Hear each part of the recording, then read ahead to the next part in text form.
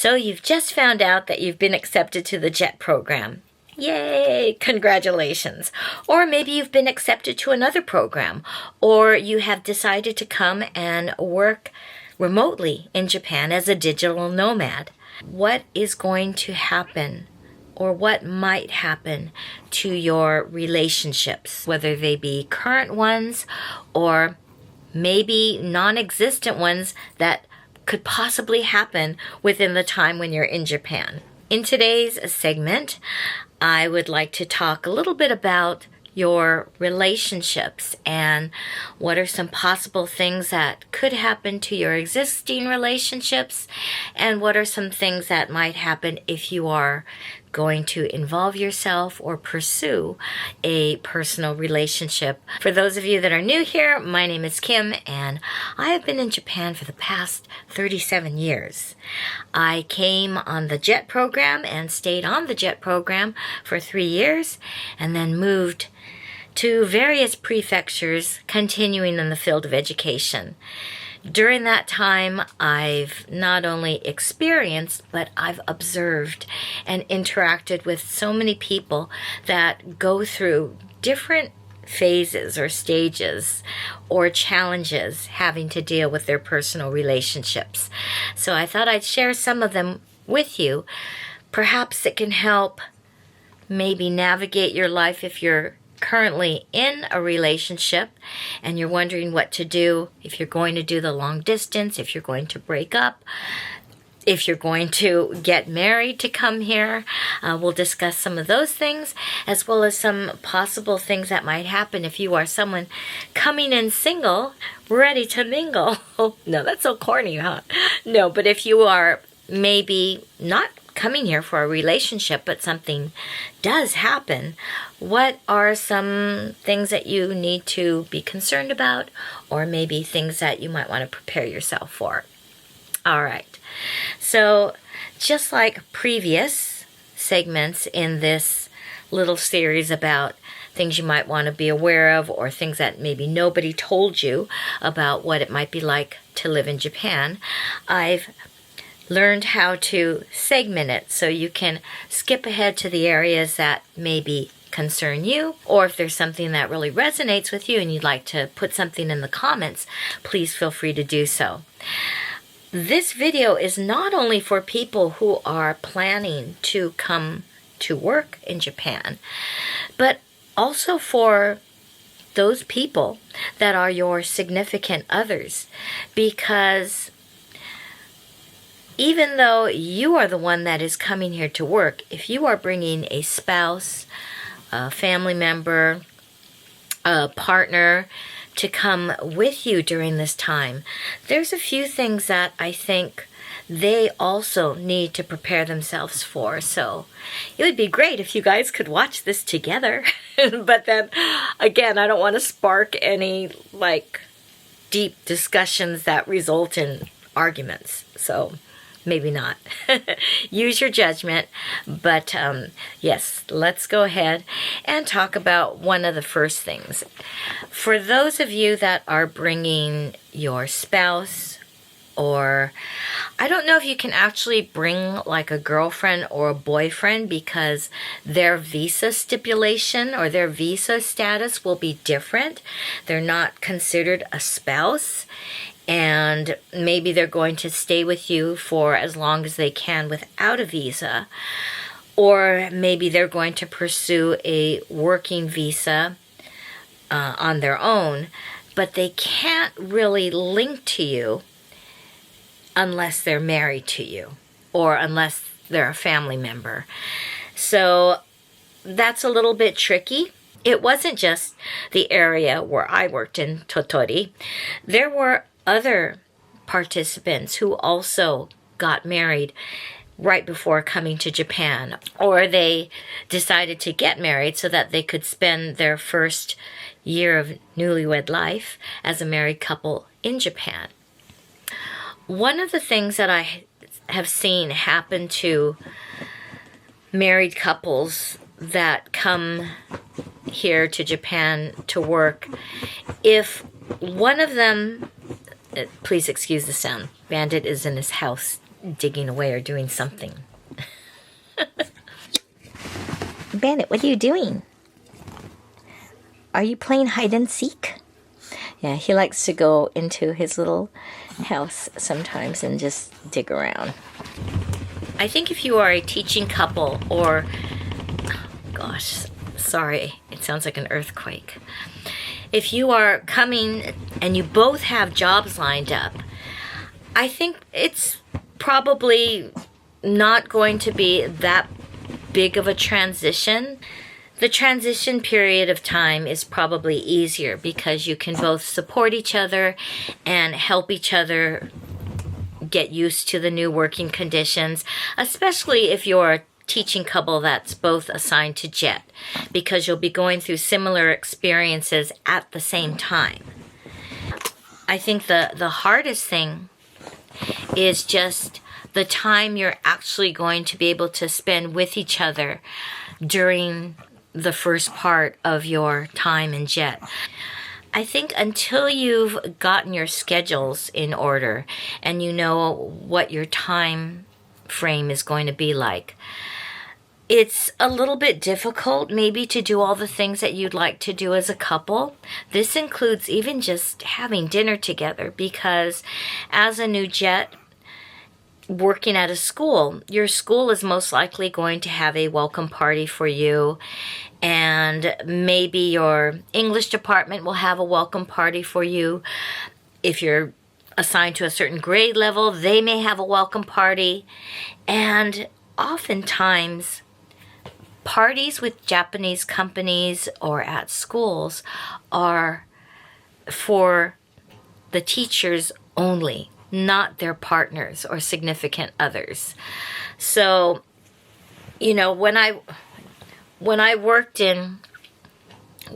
at Los Angeles, obviously any faculty party or Christmas party or special event, you were allowed to bring your partner, whether it be a spouse or a boyfriend or a girlfriend. And no one thought anything of it. In fact, I was probably one of the ones that never had a partner to bring to these events, so I always came by myself. But in Japan, it's primarily for workers at the company or workers at the school. Sometimes it might be seen as a little rude to ask if you can bring someone else, because especially if your portion or your meal is being paid for you, they don't usually include paying for your spouse. Some schools may totally be different. In fact, they may say, hey, if you want to bring your wife, that's fine. If you want to bring your husband, that's okay. Remember, this is a time that you're going to learn about your coworkers. It's a time for you to bond with your coworkers. And I think it's really important to establish those professional school relationships. It will mean your significant other will be spending time that day at home, or maybe they'll be doing something with perhaps other ALTs, other ALT wives or husbands, you know, who knows. But I think you both have to be aware that a lot of the parties that are JET related are going to be for the person on JET, not the family of the person on JET. If you are hired to work at an immersion school or maybe an international school, it might be different. You might be encouraged to bring your family members so that the staff can meet your husband or wife or your children. It really all depends, but I would say for the most part on JET, it's usually just for the JET participant. Another thing to keep in mind is that sometimes one of your duties may include going on a school trip. It might be an overnight trip. It might be a week-long trip. At some of the schools I worked at, the trips were 3 weeks long. If your school has an international program, you might be assigned to be one of the chaperones, and usually those are always just for the teacher. It probably does not make a good impression or would probably be frowned upon if you are assigned to go on an international trip or an overnight excursion and you ask to bring your partner, because this isn't a paid pleasure trip. This is a work responsibility. This is a duty that you have to the students that you are chaperoning, to the other teachers that you are supervising with, and your focus and your dedication should be to your job. I know it's hard, especially if, let's say, if your school is going to Okinawa or Hokkaido, somewhere that you really want to go to, but you really would like your significant other to come to. And of course, they could always buy a ticket, book the same flight, stay at the same hotel room.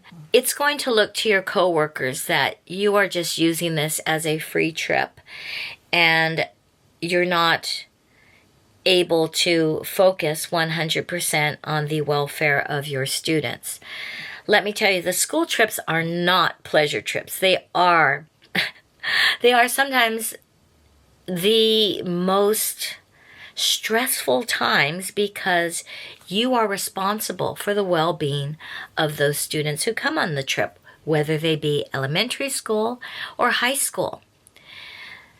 You usually have to be on call 24/7.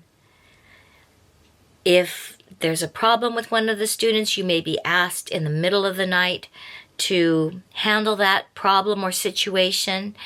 If you have someone on your trip that gets hurt and needs a hospital stay, you may have to stay at the hospital with that child. Experience here. And and so it's not a time where you could just say, oh, I'm going to go out with my wife or husband and we're going to go ski a little bit. Is it okay? Does anybody need anything? It's just not something that I think people should feel like it's okay to do. During these trips, of course it's okay to make a phone call or check on your family or your loved ones, but you'll notice that the Japanese teachers never do it during working hours.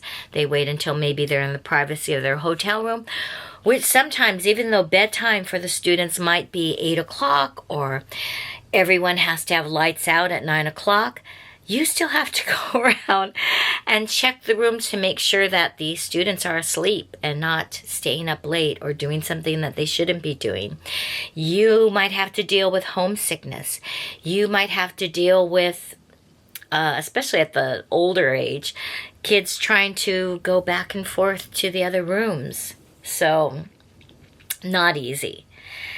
I think if your partner and you realize that all of the things that you do related to your business are strictly business, and there's that understanding that you'll have vacation time to take your family members or your loved one on a special trip during your vacation holiday times, it's a lot better. But I know that for a lot of partners of jet participants that get left behind, there's that element of, oh, so work is more important than me? Or how come I can't go? I won't be in your way. I won't disturb anything. I'll just stay in the hotel room. Why can't I go? While it might be okay in your home country to travel on a business trip with your significant other doing his or her own thing, maybe shopping while you're doing your business stuff, in Japan, it's really not okay. Unless you make special agreements, or unless they're invited, or unless you want to see how far you can get. That's something you'll have to decide.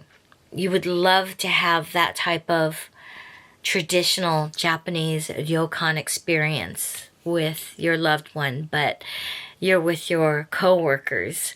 You would love to bathe in the onsen, the outdoor onsen that overlooks the stars with your significant other and not with your coworkers. But that's kind of the way the work culture is here in Japan, is you spend that time with your workmates and bond with your colleagues.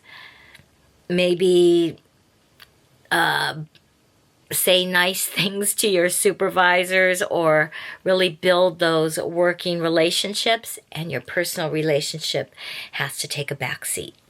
Now, as far as just the day-to-day living things go, I think one of perhaps the challenge that I've seen so many couples go through is just when you're working, and especially if you're coming on the JET program and you're having meetings, you're meeting people, you're engaging with your students, you're interacting with so many people, not only just the Japanese people and the people in the local community, you're also building relationships and friendships with people from all over the world who are also working here in Japan. And you can, oops, sorry, Bandit, did I sit on your tail? And you can share things, similar experiences that have happened to you in the classroom, or share something about what you're doing work-wise, or about people, even just talking and getting to know other people. And I've seen a lot of spouses that feel really left out because they don't get that opportunity to meet as many people as their husband or wife is. Usually the friendships that they make are through you. It can be really, I think, hard to see your spouse feeling lonely, or feeling jealous, or feeling left out, and even maybe feeling depressed and homesick because they might feel like they left everything back home to be with you and to be the support for you. It's hard because as much as you want to help them, you might feel the pressure of, no, I've got to do this for my job. And hey, it's okay, honey, we'll do something this weekend. One way to maybe not avoid the problem, but maybe help out with this type of situation is either have your spouse get involved in community projects, or maybe volunteer to do a private lesson for some of the neighborhood children, or for the elderly group at the community center. Or actually, better yet, there's usually, when you go on JET, you have someone that works in the prefectural office, or you'll most certainly have a connection to someone that can help spouses get involved. Maybe they could sign up for a Japanese language class so that they can build their Japanese skills. Maybe they'll have a part-time job that they could work at the community center teaching English to mothers and their children.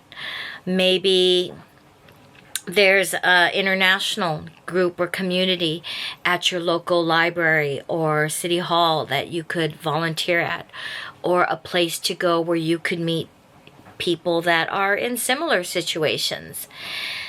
If you are a little bit more independent, that could be your spouse's time to do YouTube, or keep in touch, like make correspondence blogs or newsletters for your friends and family back home.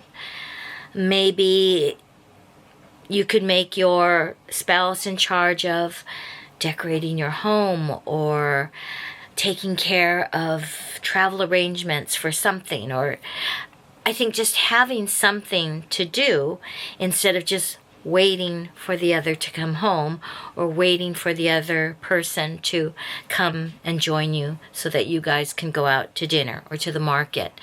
It's hard because you were hired on Jet for your personality. Maybe they saw you as somebody that could be really influential, and maybe your significant other is more shy or quieter, or they are more introverted and don't really want to go out exploring, especially in a foreign country where they don't feel comfortable yet with the language or being out by themselves. I think now, when I came, it was 1988, so I'm sure by now there are a lot more groups and places that can help spouses with feeling like they're doing something too. It's just probably not the best idea to just do nothing, because otherwise the days go by really slowly.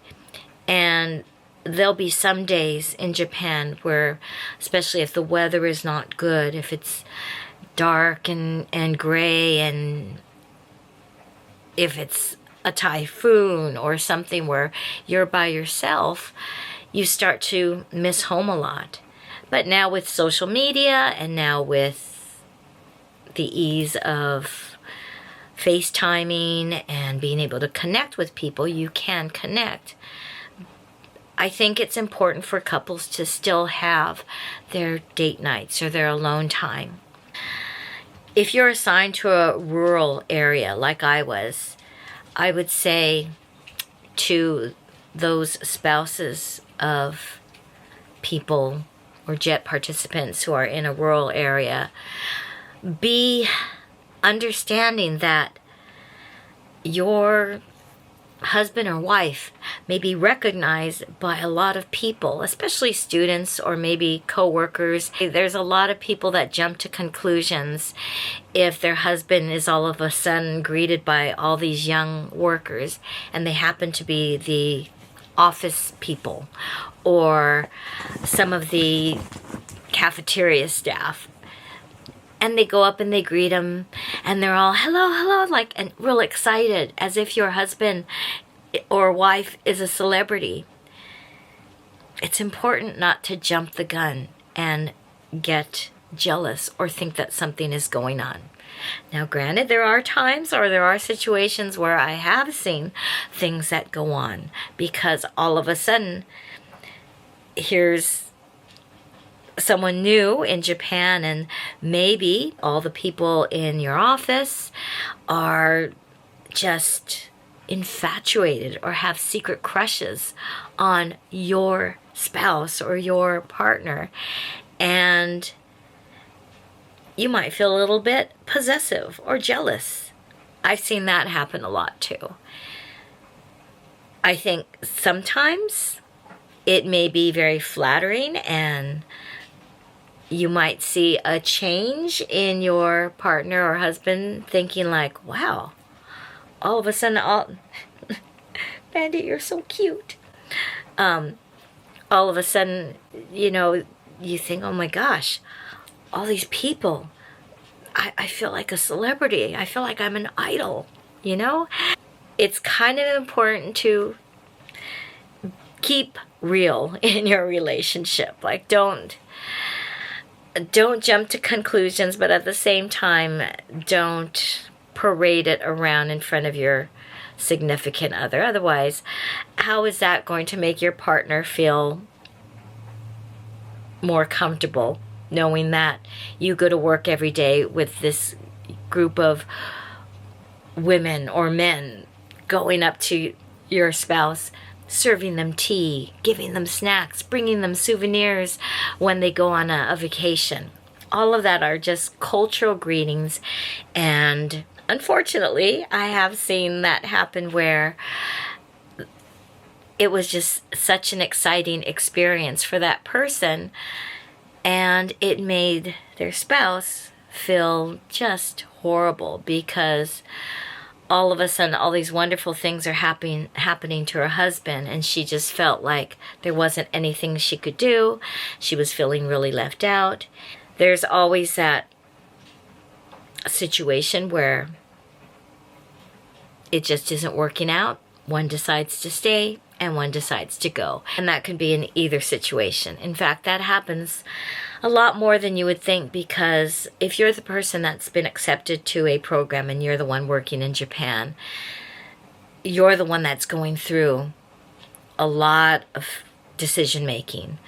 Are you going to stay and continue working? If you're unhappy in the job, are you going to move? How is it going to affect your financial status or your contract, your length of time that you're going to stay here? It's a lot. So just be prepared for that.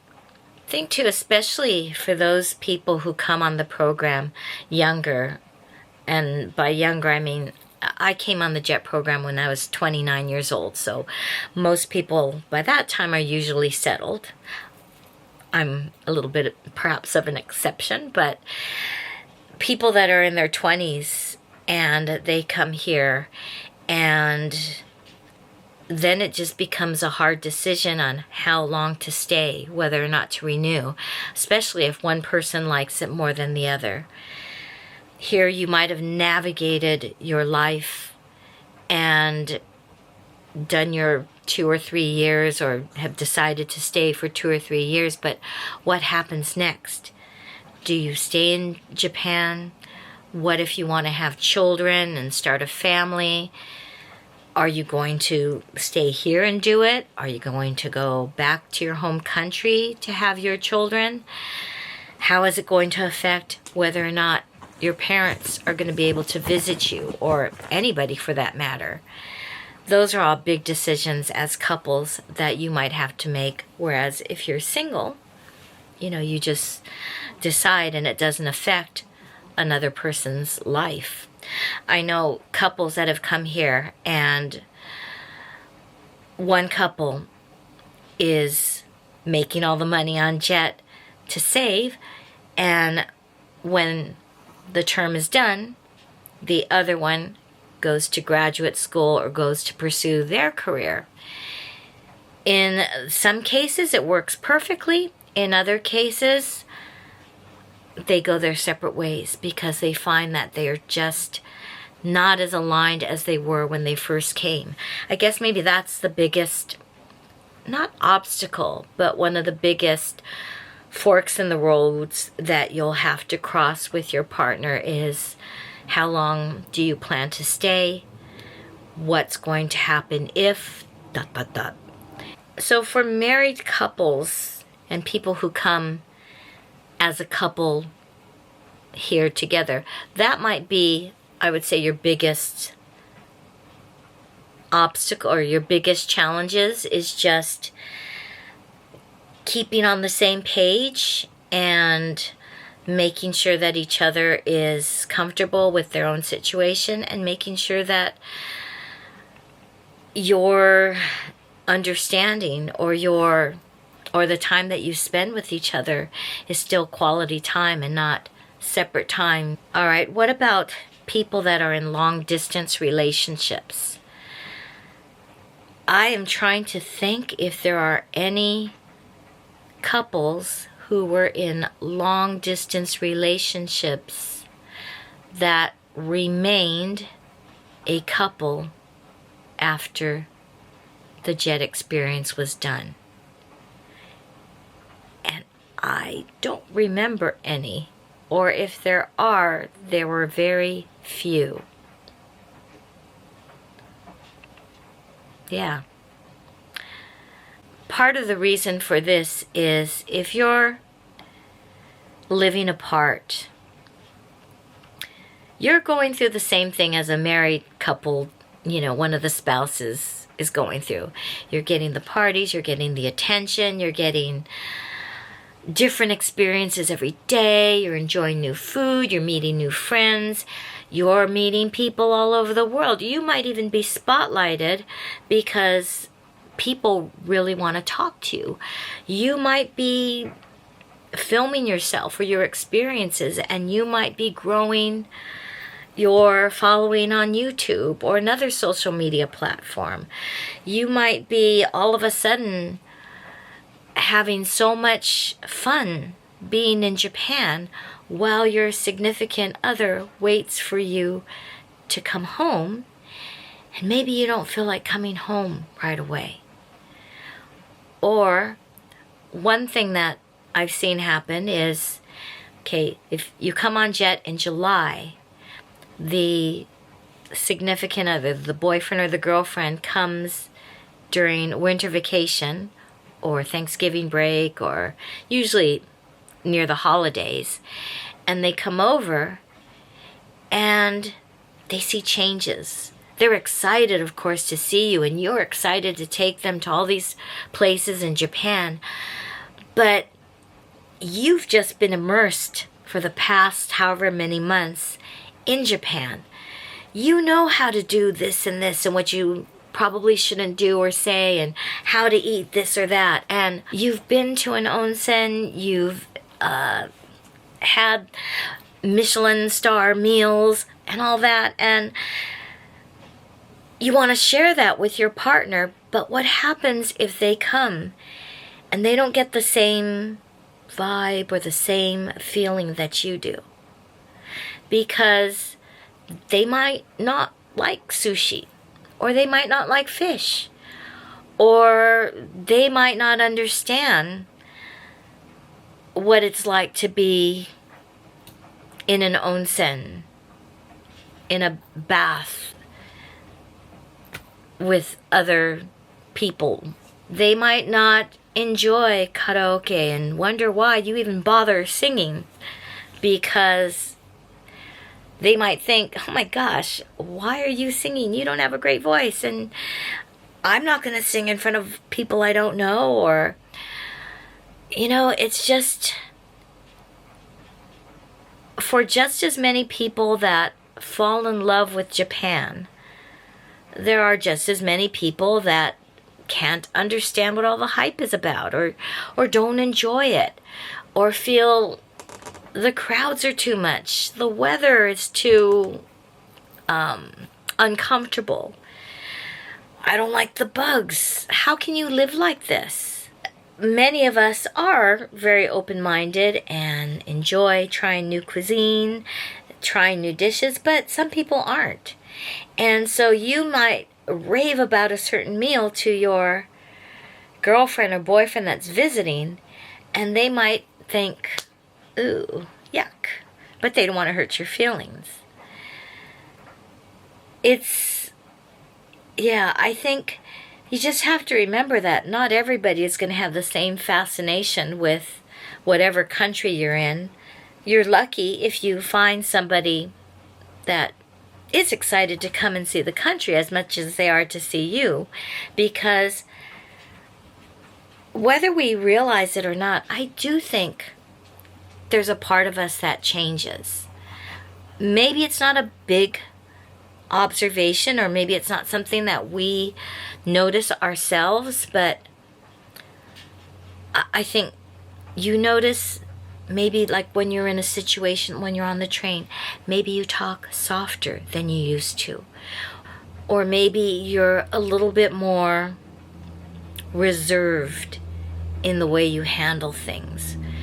Or maybe on the flip side, maybe you're less inhibited. Maybe you're comfortable going in front of a group of strangers, picking up the mic and just singing a song and getting lots of applause. And I'm sure you want them to enjoy everything, but maybe they're still dealing with jet lag. Maybe it's just too overwhelming for them. Or maybe because the time that they come is a really busy time in Japan, you can't do all the fun coupley things that you would do if you were on vacation together. My advice here is, if you have someone long distance coming, just remember to involve them in the planning. Make sure that I don't want to say take care of them, because maybe that's not the type of person that they want, but they will expect probably you to take the lead as to where to go eat, what to do, where to go, how to travel from place to place. Remember, you might be used to walking all over the place and getting 20,000 steps in a day, but they might not be. The same way, and money too, right? It could be a problem. For them, maybe everything is cheap, and for you, it's like, oh my gosh, this is going to cost me my whole, paycheck. So, yeah, so just be considerate of each other's feelings, and don't expect everything to go exactly as you hope and imagine in your head, because sometimes it might not, and that can kind of affect the way you go from, forward. It's also, I don't know whether it's an important thing to do or something you might want to do, is just talking about whether or not you're renewing and staying, or what things are going to be like moving forward, because your partner might be expecting you to come back, and maybe they want to hurry up and move forward in their life, or they may be figuring out their career, and if they take a position, and maybe whether or not you stay in Japan will kind of determine how their career path goes. Just a lot of things to talk about. And I know I have been with many people who have had those talks, usually during the last day or the day before their boyfriend or girlfriend goes home. And most of the time, not all the time, but most of the time, they decide that they're going to break up, remain friends, and then see what happens down the road. But it kind of gave both parties the freedom to potentially pursue other relationships. Now, the third area I put for this segment on relationships is about those relationships that might happen during the time when you're on jet or in a foreign country. And whether or not you have a significant other back home, what happens if you're here in Japan and you meet somebody, sparks fly, and you want to pursue a relationship? I see a lot of, I don't want to say negative videos, but I do see a lot of videos talking about dating and how difficult this is, or, oh, it's, more challenging because Japanese men are like this, or Japanese women are like this. And I don't personally think that you can stereotype a whole section. Like, you can't say that all Japanese men are like this, or all Japanese women are like this, or these are all the challenges because you're dating a Japanese person. I come from the feeling that each individual is different, and you're going to have a different relationship with that person regardless of what his nationality is, or this or this or this. There's so many other factors. It's not just about ethnicity or culture or race. If you're someone that is in a foreign country and you're not getting asked out, or you're not feeling comfortable in the dating zone, you're immediately bringing or saying it's because they're Japanese, or because you're American, or whatever. While that does play a factor, I'm sure, I don't know whether you can actually say for certain that that's the reason, because everybody's different, and every personality is going to react a certain way with another personality. Does that make sense? See, now y'all know why. Relationships, it's complicated. I think I'm going to go follow the whole general route for a minute here, because these are things I don't think are just related to differences in culture or whatever. It's just differences in where you are in your life. I think the big thing you have to think about is, or deal with, is gossip. Yes, I know Japanese teachers that have married their former students. They taught them in high school, and maybe a few years after they graduated high school, they got married. I know people that were dating in the workplace and later got married. I know jet participants that met other jet participants and got married or dated. I know teachers that had affairs with other teachers. This one is not me. But I do know someone really, really close to me that had, I should say, has been having an affair with another teacher, and I've worked with both him and his wife, both lovely people. My friend is a wonderful person, but the whole dynamics is just something you would see in a movie or a soap opera. Yeah, all of that goes on. Because we're the new teacher, or because we're the non-Japanese teacher, the foreign teacher, sometimes our lives get put under microscopes. It might be women checking up to see if you're a male, if you have a girlfriend, or who you go out to dinner with. You'll be going out to dinner with so many people as friends. I mean, thank goodness I had both male and female friends in all the places I worked at.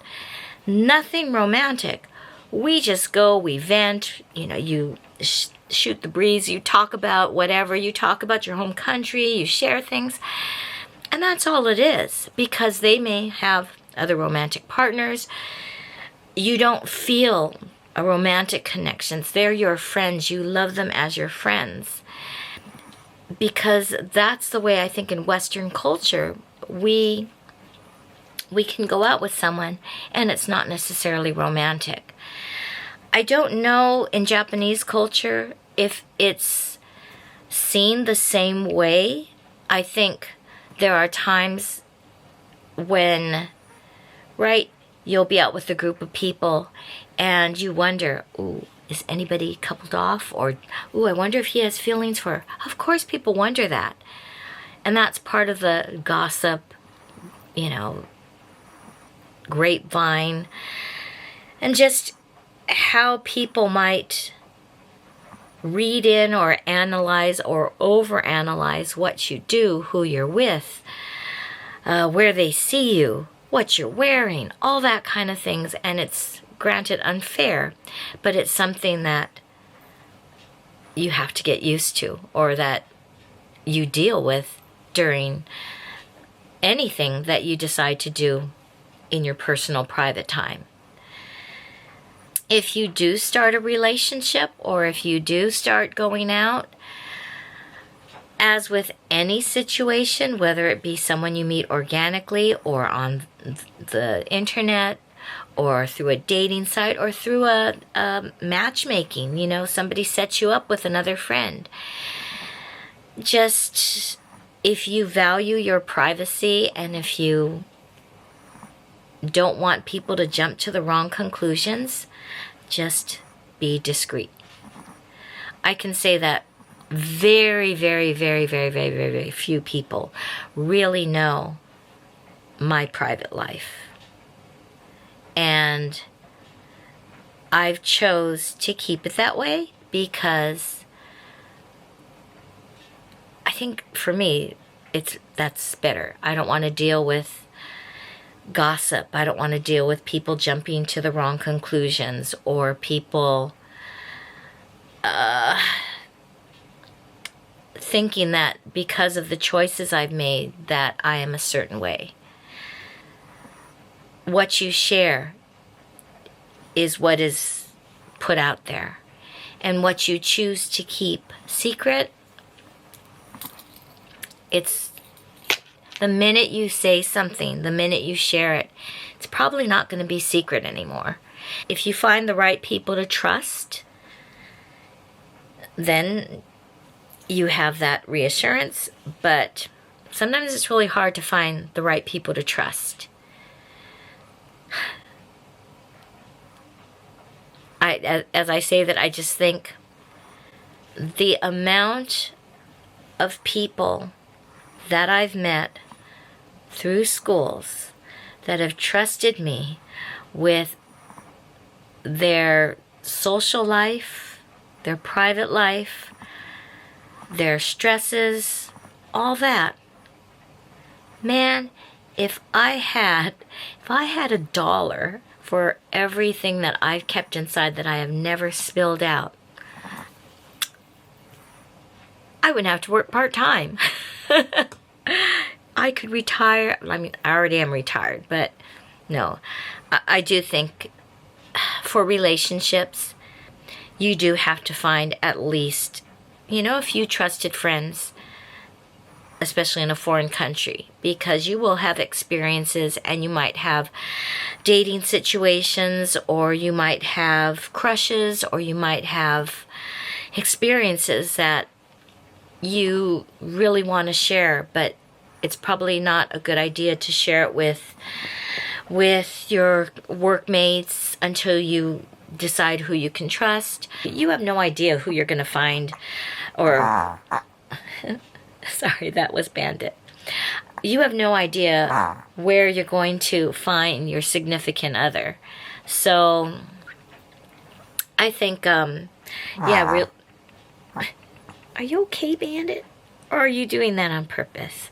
Sorry. It's like as soon as I let go, then he does these loud snores, maybe for attention. You're a good boy. We went to the vet yesterday, so I think he's still recovering from trauma. I mean, when you think about it, they get thermometers up their butt. Other thing about relationships is, I guess I am a romantic, and I do believe that you can meet people that you connect magically with. You may not be looking for love, or you may not be coming here to Japan for love or a relationship. Or on the other side, you may be coming totally to find yourself a partner. If it happens, it happens. My battery is dying, so I think that's my signal to sign off. Anyways, I hope those I guess are the three biggest challenges I think relationships might face during the time that you are working here in Japan. I hope that helped or gave a little bit of insight. If you have more questions, or you want me to do a part 2 or talk about something else, please put that in the comments. As always, thank you so much for watching, and I hope I will see you in the next video. Thank you so much. Bye.